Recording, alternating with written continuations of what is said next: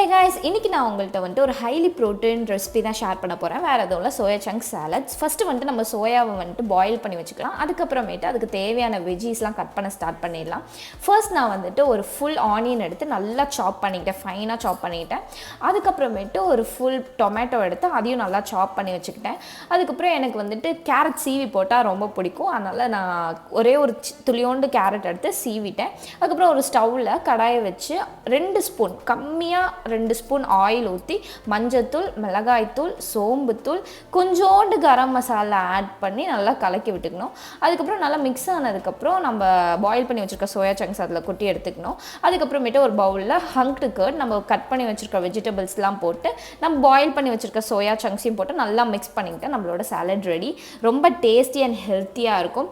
கண்டிப்பாக வந்துட்டு இந்த வீடியோ உங்களுக்கு பிடிக்கும்னு நினைக்கிறேன். கண்டிப்பாக நம்ம சேனல் சப்ஸ்கிரைப் பண்ணிடுங்க. பாய்.